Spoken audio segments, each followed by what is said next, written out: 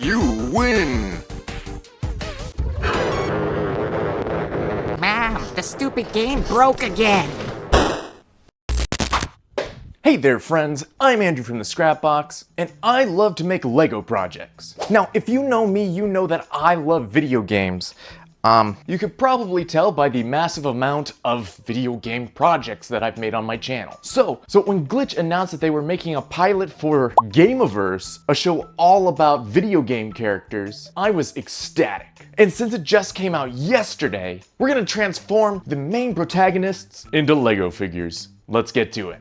Wait, there's a problem. Most of the time when I make a project, I have extensive knowledge on the subject, which lets me not only make a decent project, but also a fun watch for you guys. But for GAMEOVERSE, I've got nothing. This is one of those weird incidents where all the evidence points to the fact that I should know everything about Game Grumps and Rubber Ninja, but I don't.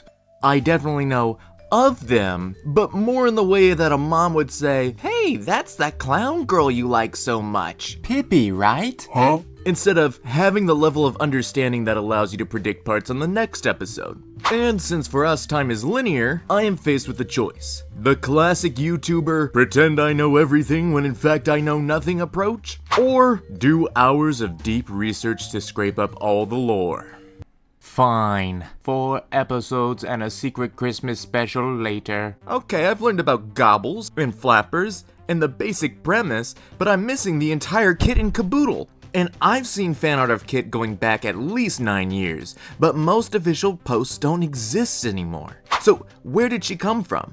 Well, after digging for hours and watching an entire interview and navigating around an uncomfortable amount of adult art for a show that's not even out yet, I finally found a decent amount of concept art near the very beginning of Ross's Instagram.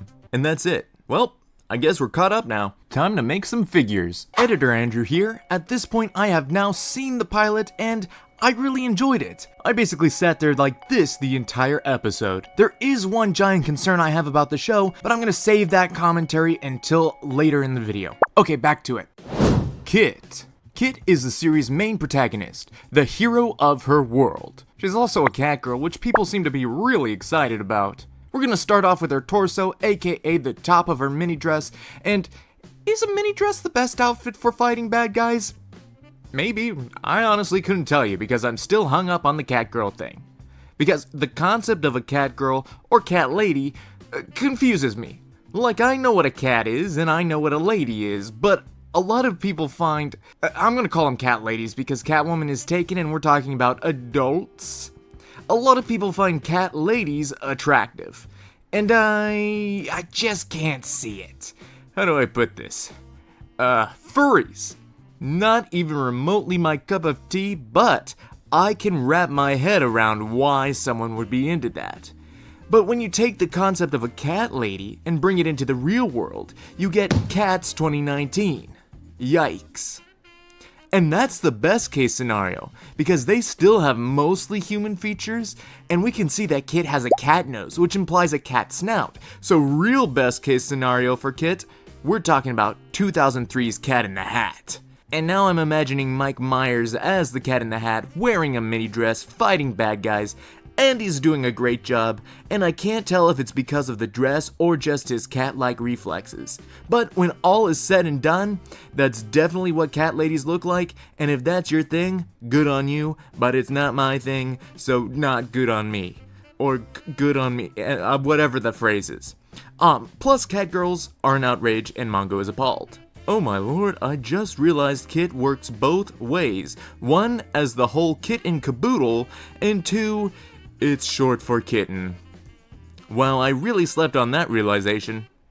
Anyways, normally in the very beginning, I explain the fact that we're making the decals for all the parts of a minifigure, and then we send it off to the printer. But I guess telling you now works too. Better late than never.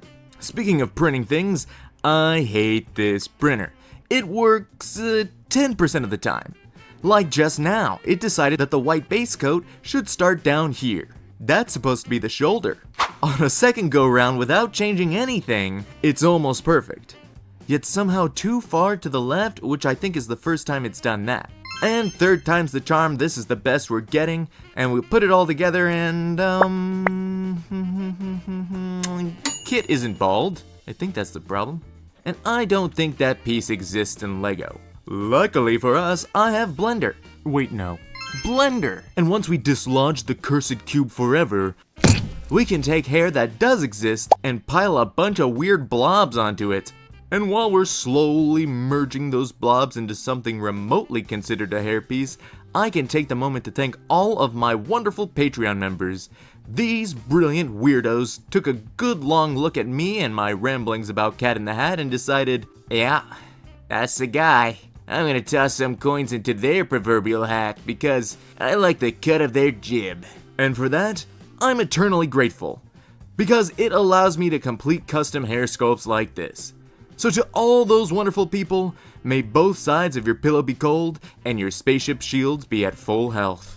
Also, I'm gonna print her a monkey tail because it's better than the cat tail, and nobody's gonna know it's a monkey tail unless you tell them that it's a monkey tail. So forget I said anything about a monkey tail because we've just printed a cat tail. And now we've finished Kit. She looks pretty good. And of course we have a digital model to show an idealized version if Lego actually made it. Now where's her backpack? Kaboodle. Now there's a voice I'd recognize anywhere. Kaboodle is a problem. I don't mean in the show, I think he's the only competent one in the group. However, I just mean, how am I supposed to make a figure of a robot the size of a backpack? It's too small. So instead, what I'm doing is a classic Lego technique of completely ignoring proper scale altogether. That way, hopefully, I can make something even remotely functional. And we're gonna be able to stick some posable arms in here with bent little elbows, as well as 2 small legs that can flap around.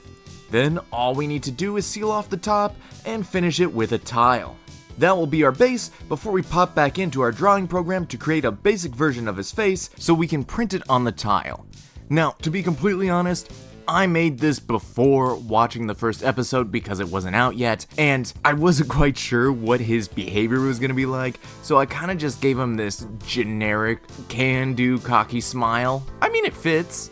It's not perfect, but we can send it off to the printer. Oh, you guys, I kind of hate it. I mean, it's smaller than Kit's, but it just looks really bad? Time to give up. I mean, what's the only other option? To start again completely from scratch, but instead of brick building the whole thing, we create a 3D model based on random animal parts and mismatch them together until it creates some weird Frankenstein monster that resembles Kaboodle. And then the whole thing's gonna have like 2 parts, the body and a 1x1 tile with the face? I mean, I guess that'd work. But that would just take too much time to make. What's that? I already made it? Huh. And even better is the fact that you can take a bracket and use it as an actual backpack for Kit. Unfortunately, I'm not printing this tile for this video as it's currently 2 AM. Still pretty good overall. Moving on. Ew, the old one's just back there staring at me. Gross.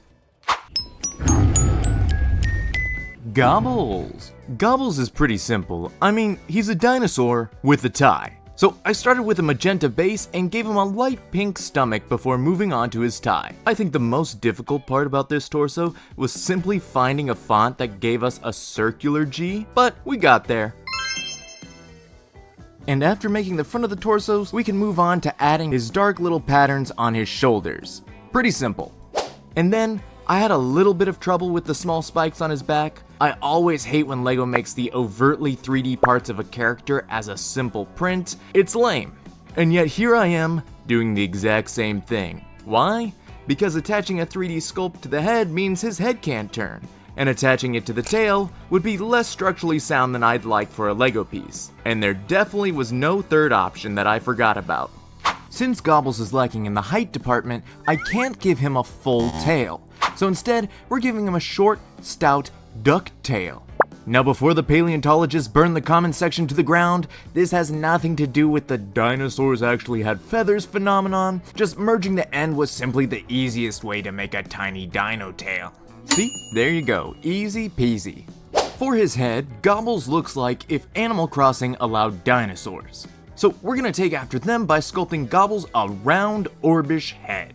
Then give it a bit of a snout, add a dash of this and that, making sure that while Lego would just print the details on a smooth surface, I have to paint them. So for the nostrils, mouth, and eyes, I give them little indents so you know exactly where to paint. Does this actually help me make the end product look nice? Maybe.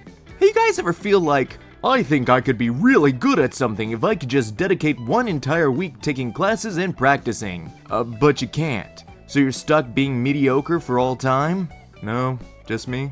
Anyways, if we ignore the fact that the base coat is shifted to the left, then we've got a pretty good torso print. And all we need are some short magenta legs. Wait, I could have sworn I had magenta legs. Hold on. Okay, they do exist. I bet I have at least one figure. Oh, nope. I don't have either of those. Could I interest you in some lilac pants, perhaps? Good enough. Don't worry, I'll order some legs soon. But even still, he looks pretty good. He almost fits seamlessly with the rest of the Animal Crossing crew, too. Almost. And as always, the 3D model outshines the physical one.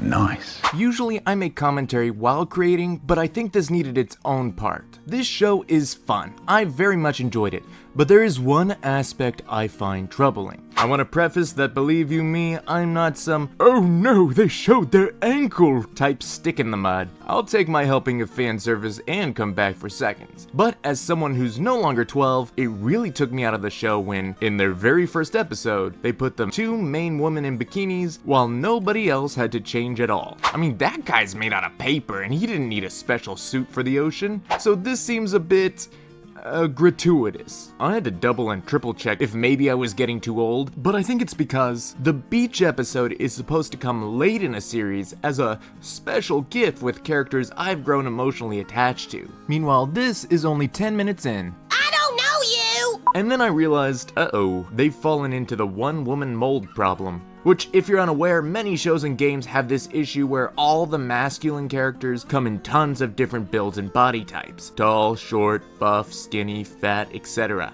And then the feminine characters are all built the exact same way, usually with an over-exaggerated hourglass frame. Even the Caitlyn cosplay fish fits the mold. And I mean, we can't even call this a sea slug because it's obviously a double D slug. I hate how well that pun works. These shows always have one character who breaks the mold and is shunned for it, which sucks. Just the fact that they're leaning so heavily into fan service in just the first episode makes me question the quality of the rest of the show if it's picked up in the future. But I don't know. I love Jack and Dexter growing up, and that's basically the same thing. So it's just something to think about. So there we go. We've got Kit, Ugly Kaboodle Prime, and Barney I Gobbles. We got Gobbles. Our main group is complete and we can call it a Flappers. What?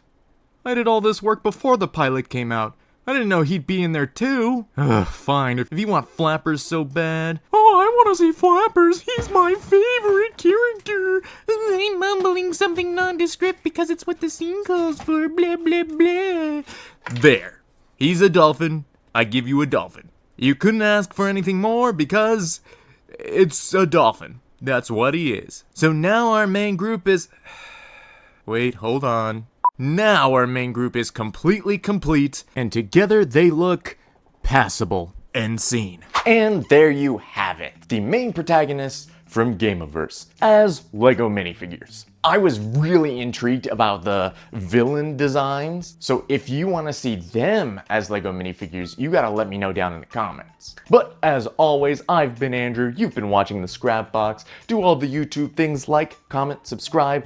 We're working our way to 1 million subscribers, that's pretty impressive. But I want you to have an amazing rest of your day, and most importantly, don't accidentally blow up your planet. I don't know what to tell you, just don't do that. That'd be a pretty big bummer. Okay, bye.